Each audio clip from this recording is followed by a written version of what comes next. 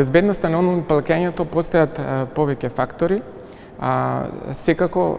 првичен е безбедноста на самиот клиент,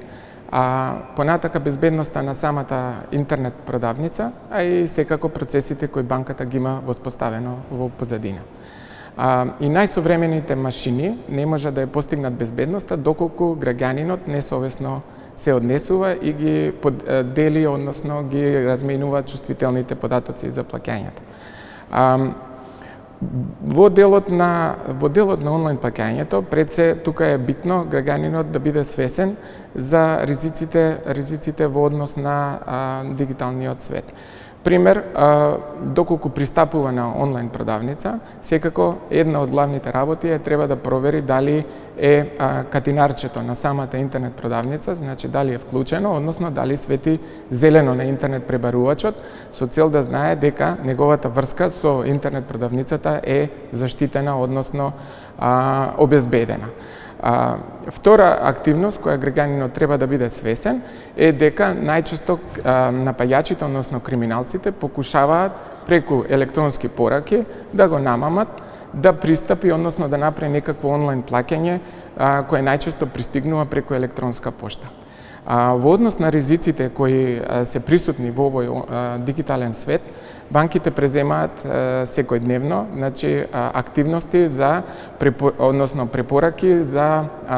безбедно користење на интернет продавниците и тие секако, значи во комуникација со самата банка, тоа може да го има објавено на самата веб страна или со одредени проспекти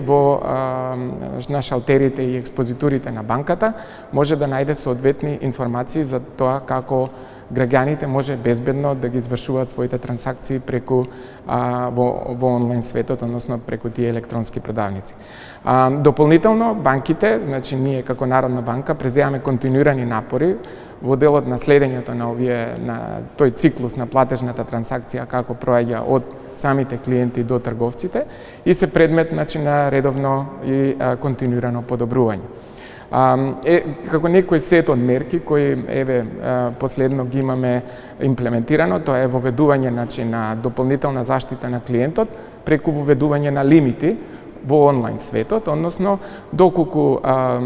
клиентот не ја користи картичката, во делот на интернет плаќање може да си го оневозможи, односно да го стави лимитот на 0, значи на тој инструмент и на тој начин плаќањата кои би дошле хипотетички од дигиталниот свет нема да се извршат. Значи кога клиентот ќе има потреба од извршување на плаќање, во тој момент ќе си ја активира за тој износ кој е потребен. Второ, исто е добивањето на нотификации, значи преку SMS за било кое извршено плаќање во онлайн светот или